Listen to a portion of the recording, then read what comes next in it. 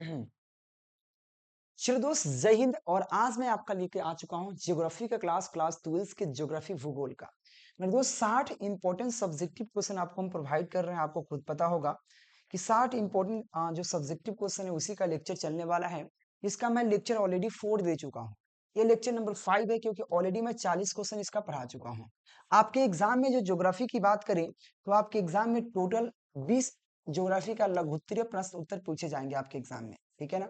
इसमें से 10 का उत्तर देना है। तो 10 में 10 अगर करना है आपके एग्जाम में तो आपको 60 क्वेश्चन मात्र याद कर लेना है। और ये सब का पीडीएफ नोट्स रेडी है। इसमें आपको इंपॉर्टेंट लघु उत्तरीय प्रश्न उत्तर, ऑब्जेक्टिव क्वेश्चन और दीर्घोत्तरीय प्रश्न उत्तर आपके लिए बनाया गया है, एक नोट्स बनाया गया है जो आपके व्हाट्सएप के माध्यम से प्रोवाइड हो जाएगा।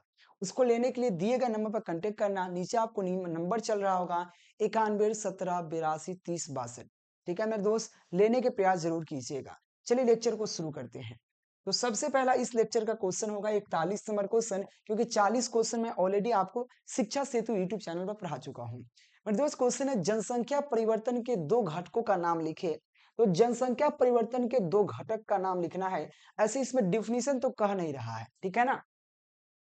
इसमें पहला बात, अगर सिंपल क्वेश्चन देखो तो जनसंख्या परिवर्तन के दो घटक का नाम लिखे, जिसमें आपको ये डिफिनीशन जो लिखा गया नहीं लिखोगे तैयो आपका काम चल जाएगा। जिसमें आपको जन्म दर, मृत्यु दर और पार्श्व तीन तीन लिख दिया है। जन्म दर है, मृत्यु दर है और यहाँ पे प्रावश्य है, ठीक है ना। ये तीन आपके हैं जनसंख्या परिवर्तन के घटक। लेकिन आपसे पूछ रहा है मात्र दो घटक का नाम लिखना है, ठीक है ना। तो ये डिफिनीशन हम नहीं लिखेंगे तैयो काम चलेगा, ठीक है ना। ऐसे हम डिफिनीशन लिख दिए हैं तो आपको एक बार हम पढ़ा देते हैं, समझा देते हैं। देखिए विकसित देशों में क्या होता है, देखो विकसित देश में जनसंख्या को नियंत्रित कर लिया गया है। जैसे कि विकसित देश में हमारा आता है यूएई आता है, ऑस्ट्रेलिया आता है, यूके आता है। इसमें क्या है, जनसंख्या को नियंत्रित कर लिया गया है, ठीक है ना। जन्म दर और मृत्यु दर दोनों को नियंत्रित किया गया है कि जन्म भी बच्चा कम लेगा और मरेगा भी कम। तो दोनों को नियंत्रित कर लिया गया है ताकि दोनों संतुलन बनाए रखे। लेकिन कुछ विकासशील देश जैसे कि भारत, पाकिस्तान, अफगानिस्तान, बांग्लादेश, इसमें जनसंख्या को नियंत्रित नहीं किया गया है। हाँ, मृत्यु दर को नियंत्रित कर लिया गया।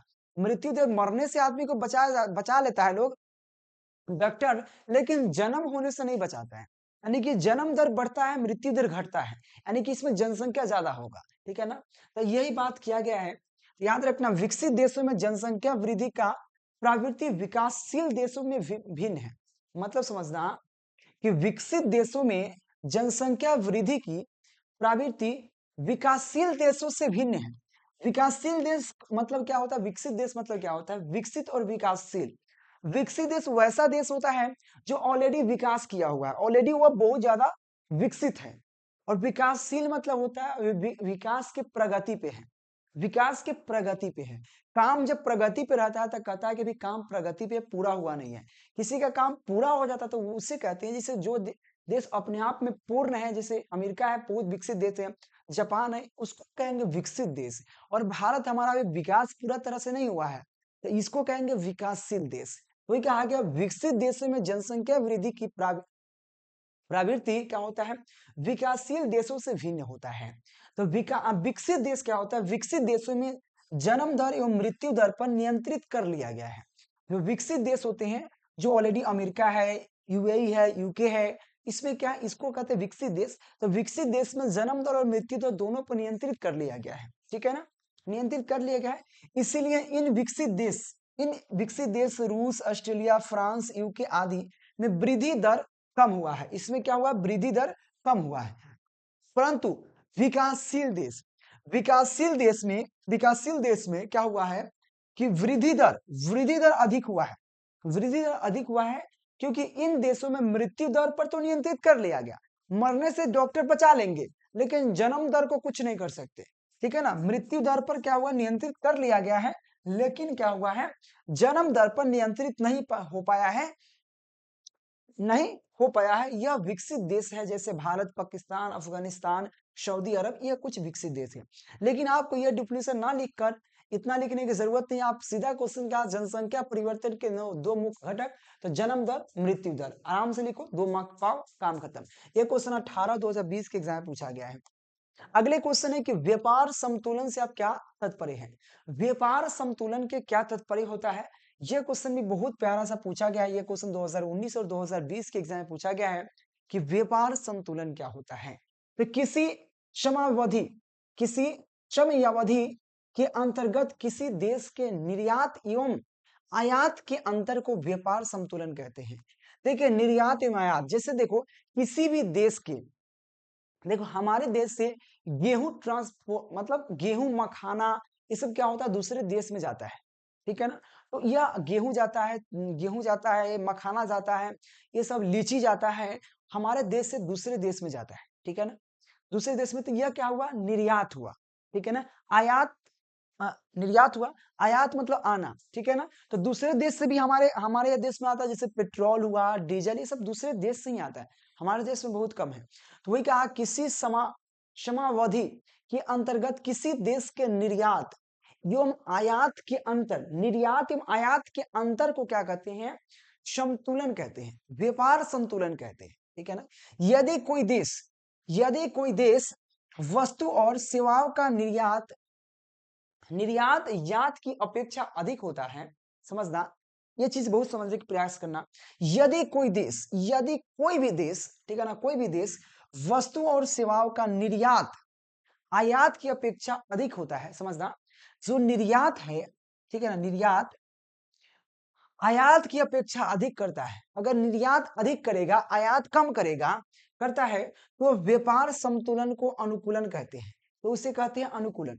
अगर वो निर्यात ज्यादा कर रहा है, आयात कम कर रहा है, जैसे कि आप ज्यादा बेच रहे हो, खरीद कम रहे हो, मतलब देखो, निर्यात मतलब ज्यादा, मतलब दे ज्यादा रहे हो, अपने देश से दूसरे देश को ज्यादा दे रहे हो, तो ज्यादा दे रहे हो, और खरीद कम रहे हो, यानी कि उसे हम अनुकूलन कहेंगे।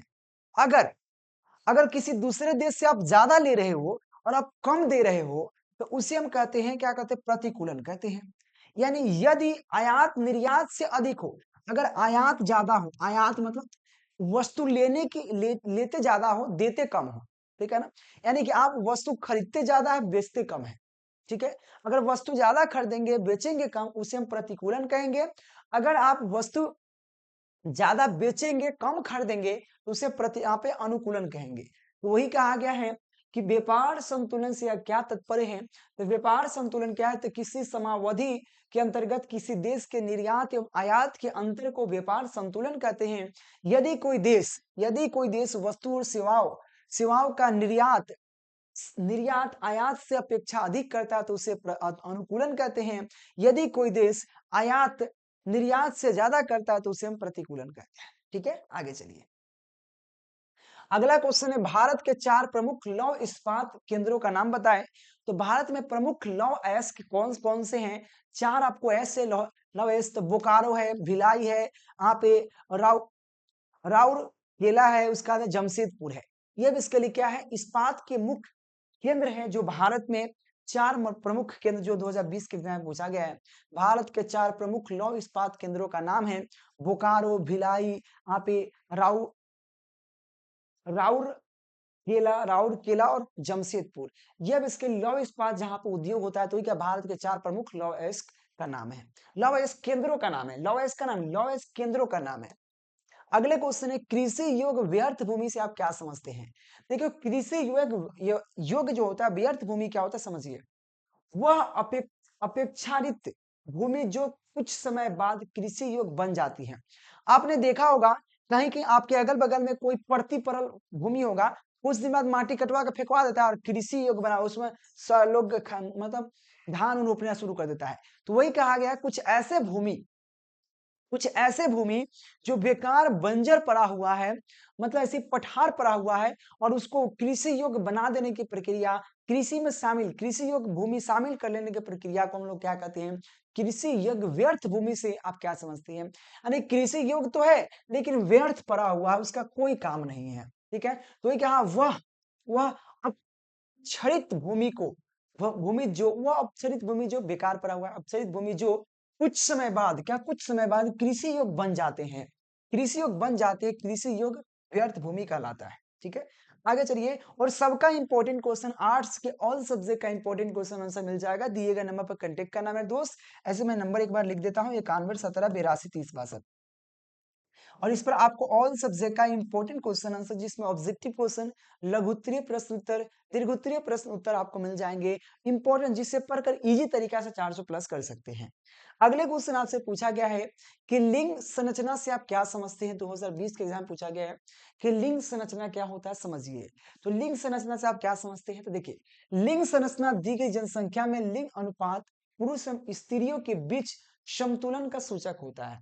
यहाँ पे समझिए, एक लाइन कहा गया कि लिंग संरचना दी गई जनसंख्या में, जैसे लिंग संरचना, जैसे कि हम दी गई जनसंख्या में एक पर्ची दे दिए जनसंख्या का, अपने घर का, तो आपके घर में जनसंख्या होगा, तो आपके घर में औरत कितने हैं, मतलब पुरुष कितने हैं, स्त्री कितने हैं। आपके घर में कोई ना कोई होगा, आपके घर में 10 आदमी, जिसमें से आप 6 आदमी पुरुष होगा, 4 आदमी स्त्री होगा, तो वही स्त्री का क्या अनुपात हुआ।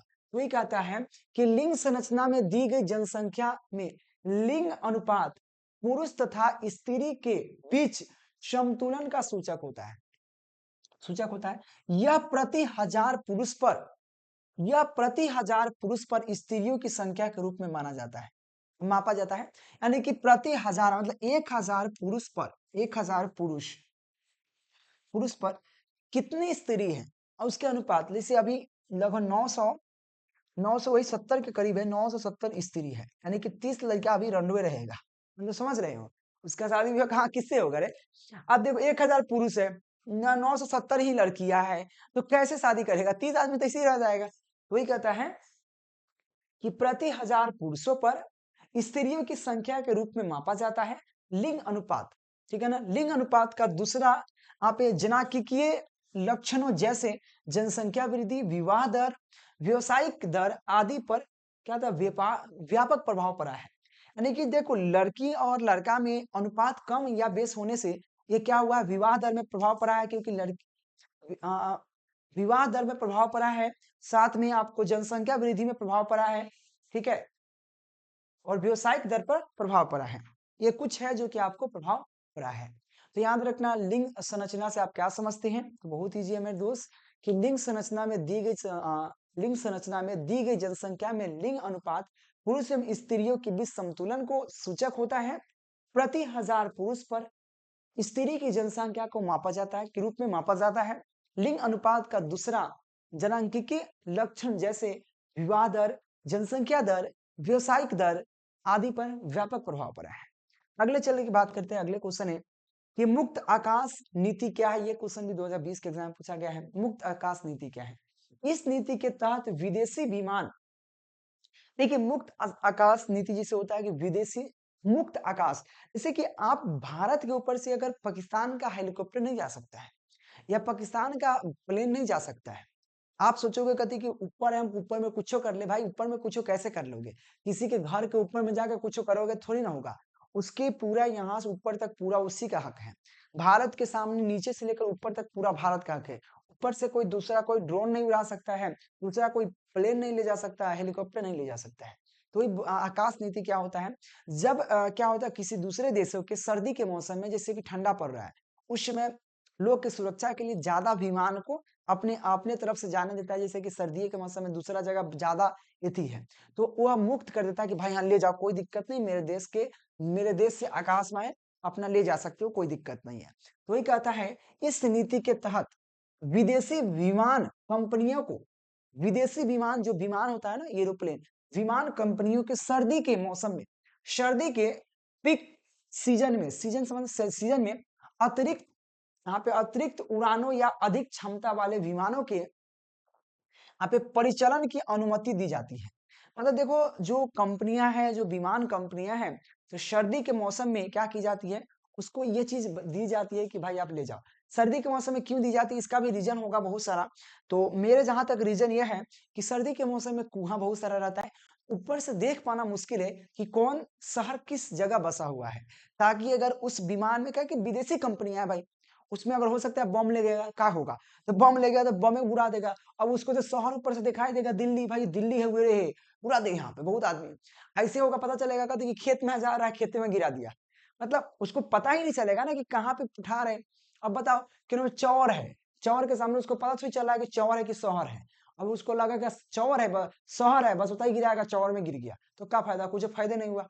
ताले जैसे ये वो गिराएगा, ताले ये क्या करेगा, ईयरफोर्स उसको मार के उड़ा देगा ऊपर जो, समझ रहे हो। यही होता है कि सर्दी के मौसम में, तो इस नीति के तहत विदेशी विमान कंपनियों को सर्दी के पीक सीजन के अतिरिक्त, मतलब अतिरिक्त उड़ान, मतलब ज्यादा, जैसे अभी तो नॉर्मल जैसे कि 10 को जा रहे विमान डेली, तो उसमें 20 हो जाएगा, तो अतिरिक्त उड़ान या अधिक क्षमता वाले विमानों के आपके परिचालन की अनुमति दी जाती है, ताकि यात्री का मांग को पूरा की जा सके, यात्री के मांग को पूरा की जा सके, इसीलिए ये अनुमति दी जाती है। इसी को हम लोग कहते हैं मुक्त आकाश नीति। से आप क्या समझते हैं? अगले क्वेश्चन है, भारत के 4 प्रमुख नाभिकीय ऊर्जा केंद्रों का नाम बताएं। भारत में 4 प्रमुख नाभिकीय ऊर्जा का केंद्र कौन कौन सा है, ये चलिए। एक है आपका यहाँ पे रावत भाटा, रावत भाटा, नरौरा, तारापुर और यहाँ पे कल्प कल्पक्कम। ये 4 ऐसे हैं नाभिकीय ऊर्जा स्रोत है, नाभिकीय ऊर्जा का प्रमुख केंद्र है। केंद्र का नाम है, नाभिकीय ऊर्जा का नाम नहीं है, नाभिकीय ऊर्जा के केंद्रों का नाम है, याद रखना, केंद्रों का नाम है। जिसमें आपका तारापुर आपने सुना होगा, नरौरा सुना होगा, कल्पम सुना होगा, यहाँ पे रावत भट्टा सुना होगा। ये सब अपने देश के जो केंद्र है जहां पे नाभिकीय ऊर्जा को प्राप्त की जाती है। तो नाभिकीय ऊर्जा के प्रमुख केंद्र कौन कौन से हैं? तो रावत भट्टा, नरौरा, तारापुर और कल्पम, ठीक है ना, ये 4 है जो आप याद रखने योग्य है। अगले क्वेश्चन की बात करें, अगले क्वेश्चन है कि यहाँ पे आप्रास्व और उत्प्रास्य में अंतर स्पष्ट करें। आप्रास्व क्या है और उत्प्रास्व क्या है, अंतर बताइए। अच्छा, बहुत अच्छा क्वेश्चन है। तो आप्रास्व से समझिए पहले क्या है। बड़े नगरों, व्यापारिक केंद्र, औद्योगिक नगरों, बंदरगाह आदि में रोजगार पाने के लिए लोग आकर बस जाते हैं, जिसे हम लोग, जैसे कि बड़े बड़े नगर है, बड़े बड़े शहर है, तो अपने गांव छोड़कर बड़े बड़े नगर, बंदरगाह, औद्योगिक क्षेत्र में काम करने के लिए वहां पर अगल बगल में बस जाते हैं, जिसे हम लोग पहले सलम बस्ती कहते थे, ठीक है ना। तो बस जाते हैं, उसे हम कहते हैं आप्रास्व। क्या कहते हैं? आप्रास्व। तो आप्रास्व क्या है? तो बड़े नगरों, व्यापारिक केंद्र, औद्योगिक नगरों, बंदरगाह आदि में रोजगार पाने के लिए लोग आकर बस जाते हैं, रोजगार पाने के लिए आकर बस जाते हैं, जिसे अप्रास्व कहते हैं। और उत्प्रास्य क्या है, समझिए।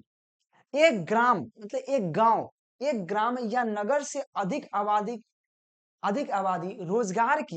रोजगार की कमी के कारण, जैसे कि अपने गांव में देखे होंगे, कोई कोई ऐसा गांव है, जैसे हमारे यहाँ एक गांव है ग्यासपुर।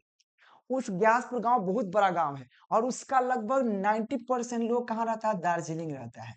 उस गांव में जाओगे तो 1000 आदमी भी नहीं मिलेगा अच्छा से आपको, पूरा गांव उठकर दार्जिलिंग चला गया है, मतलब वहीं पे अपना घर बनाया है, वहीं पे अपना व्यापार करता है। तो याद रखना, वही कहा, एक ग्राम या नगर से अधिक आबादी रोजगार की कमी के कारण जब लोग क्या करते हैं, जब लोग उस स्थान को छोड़कर अन्य स्थान पर जाते हैं, तो इस क्रिया को हम बाह्य प्राश्व या उत्प्राश्व कहते हैं। देखना, आप अपने गांव से ही, अपने शहर से, हम लोग मुजफ्फरपुर से हैं, तो अपने गांव छोड़कर मुजफ्फरपुर शहर में रहते हैं, क्यों? यहाँ पे रोजगार की ज्यादा सुविधा है, कोचिंग क्लास की अच्छा सुविधा है, इसलिए यहाँ पे रहते हैं। तो आपने देखा होगा अधिकतम लोग गांव से शहर की ओर प्लान करते हैं, क्योंकि शहर में ज्यादा सुविधा है गांव की अपेक्षा। वही कहा गया है। तो इसमें 2 तरह से डिफिनेशन है, अप्राश्व क्या है, उत्प्राश्व क्या है। अप्राश्व की बात करें तो बड़े नगर, व्यापारिक केंद्र, उद्योग में काम करने या रोजगार पाने के लिए जब लोग आकर बस जाते हैं, तो उसे हम लोग कहते हैं अप्राश्व। और जब यह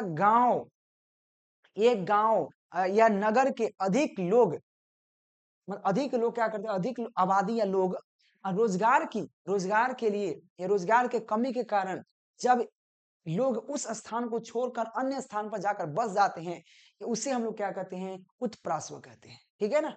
चलिए, अगले क्वेश्चन है कि आपके जन्म दर और मृत्यु दर में अंतर स्पष्ट करें।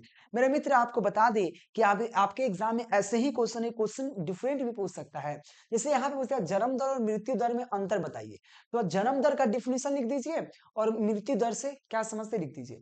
आपके एग्जाम में कभी कभी ऐसे पूछेगा जन्म दर क्या है, तो जन्म दर क्या है, तो आपको यही लिख देना है, ये वाला जन्म दर क्या है, तो ये आपका क्वेश्चन हो गया, ये आपका आंसर हो गया, ठीक है ना। और आपको कहा है कि जन्म दर, मृत्यु दर क्या है, तो मृत्यु दर का यह डिफिनेशन लिख दीजिए, एक लाइन का डिफिनेशन 2 मार्क्स पा लीजिए।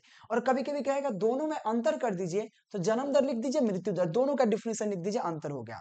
अगर अलग अलग भी पूछे, जैसे कि 2022 में पूछ लेता जन्म दर क्या है, तो जन्म दर यही ना है कि प्रति 1000 व्यक्तियों में जीवित शिशुओं की, प्रति 1000 व्यक्तियों में जीवित शिशुओं की संख्या को क्या कहते हैं, जन्म दर कहते हैं, डिफिनेशन हो गया। ये 2022 के एग्जाम पूछा गया था, 2022 के। और 2021 और 2015 में दोनों पूछा गया था अंतर, ठीक है ना। तो याद रखना, आपको अलग अलग भी पूछ सकता है, और ये भी ध्यान रखिएगा। तो जन्म दर और मृत्यु दर में अंतर स्पष्ट करिए। जन्म दर पहले दिखते हैं, फिर मृत्यु दर। तो जन्म दर क्या है, तो प्रति 1000 व्यक्तियों में, प्रति 1000 मतलब 1000 व्यक्तियों में, 1000 व्यक्तियों में जीवित शिशुओं की संख्या, जीवित शिशुओं की संख्या को जन्म दर कहते हैं। क्या कहते हैं, जीवित शिशुओं की संख्या को जन्म दर कहते हैं। और मृत्यु दर क्या है, तो प्रति 1000 व्यक्तियों में मरने वाली लोगों की संख्या, यानी कि 1000 में कितना लोग मरा, 1000 में जैसे 10 लोग मर गया, तो इसको मृत्यु दर कहेंगे। जैसे कि प्रति 1000 व्यक्तियों में मरने वाली की संख्या को मृत्यु दर कहते हैं। और प्रति 1000, ये मरने वाले की संख्या, प्रति 1000 व्यक्ति में अगर जन्म ले लिया 100 को बच्चा, इसको हम क्या कहेंगे, जन्म दर कहेंगे। यह जन्म दर हो गया, जरूरत नहीं 100 को कहीं, कितना हो सकता है। तो क्या आ गया, प्रति 1000 व्यक्तियों में जीवित शिशुओं की संख्या को क्या कहते हैं हम लोग, यहाँ पे 1000 बच्चा में, 1000 बच्चा जन्म लिया, उसमें जीवित कितना रह गया, उसे जन्म दर कहेंगे। और जैसे 1000 बच्चा जन्म लिया, ठीक है ना, उसमें से लगभग 990 बच्चा जीवित रह गया, 10 बच्चा मर गया, हो सकता है ना भाई, ये भी तो होता है ना। और मृत्यु दर क्या है, जब प्रति 1000 व्यक्तियों में मरने वाले संख्या को मृत्यु दर कहते हैं। अगले क्वेश्चन देखिएगा। क्वेश्चन यहाँ पे, परमाद्वीपीय रेल मार्ग क्या है, देखो यहाँ पे पर महाद्वीपीय रेल मार्ग क्या है।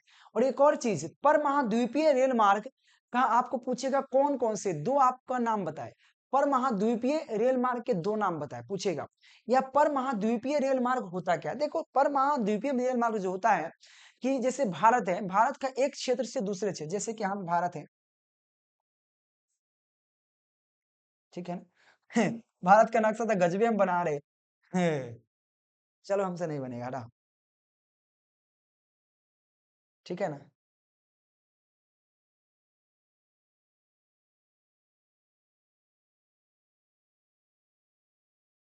ये थोड़ा सा ना खराब हो गया,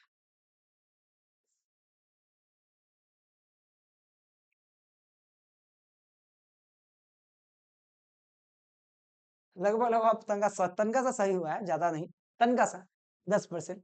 इसमें क्या है, भारत जैसे कि एक छोर भारत का यहाँ, एक छोर यहाँ पे है, इस छोर से इस छोर का एक रेल मार्ग होगा, चाहे इस छोर से इस छोर एक रेल मार्ग होगा, होगा ना। ऐसे रेल मार्ग जो दो तट को क्या सट करते हैं, वही कहते हैं। यहाँ पे पर महाद्वीपीय रेल मार्ग पूरे महाद्वीप से गुजरते हुए, पूरे महाद्वीप से गुजरते हुए उसके दोनों छोरों को जोड़ता है, दोनों छोरों को जोड़ता है। तो इसका निर्माण आर्थिक एवं राजनीतिक कारणों से विभिन्न दिशाओं में लंबी यात्रा की सुविधा प्रदान करने के लिए किया गया था। मतलब लंबी यात्रा, जैसे कि अब किसी को जाना है, आंध्र प्रदेश से जाना है केरला, आंध्र प्रदेश से कहा जाना है केरला, तो भाई आंध्र प्रदेश पूर्व में है, जिससे कि आपको बंगाल से जाना है केरला, अब जाना है वो पूर्व में लास्ट में, सोच लो। या दमन एवं द्वीप जाना है, तो भाई वहां से वहां तक एक रेल मार्ग होना चाहिए ना, जो आसानी से जा सके। वही कहता है कि पर महाद्वीपीय रेल मार्ग पूरे महाद्वीप से गुजरते हुए दोनों छोरों को जोड़ता है, जिसका निर्माण आर्थिक और राजनीतिक कारणों से विभिन्न दिशाओं में लंबी यात्रा की सुविधा प्रदान करने के लिए किया गया था। और ये क्वेश्चन 21 और 2018 के एग्जाम में पूछा गया है। मेरे दोस्त यहाँ भी 10 क्वेश्चन क्लियर होता है, डेली मैं 10-10 क्वेश्चन पढ़ाऊंगा। और आर्ट्स का ऑल सब्जेक्ट आपको शिक्षा सेतु यूट्यूब चैनल पर पढ़ाई होगा, और सबका नोट्स रेडी है मेरे दोस्त, तो नोट्स लेने के प्रयास कीजिएगा। शिक्षा सेतु, शिक्षा सेतु, और शिक्षा सेतु यूट्यूब चैनल फटाफट सब्सक्राइब कर लीजिएगा, शिक्षा सेतु, ठीक है ना मेरे दोस्त। जो शिक्षा सेतु ना, शिक्षा सेतु चैनल को सब्सक्राइब कर लीजिएगा, डेली आपको आर्ट्स का क्लास चलेगा शाम को 6 बजे, ठीक है ना। तो thank you watching for this video, मिलते हैं नेक्स्ट लेक्चर के नेक्स्ट वीडियो के साथ, तब तक के लिए बाय बाय मेरे दोस्त। पीडीएफ नोट्स के लिए कांटेक्ट जरूर कीजिएगा, थैंक यू।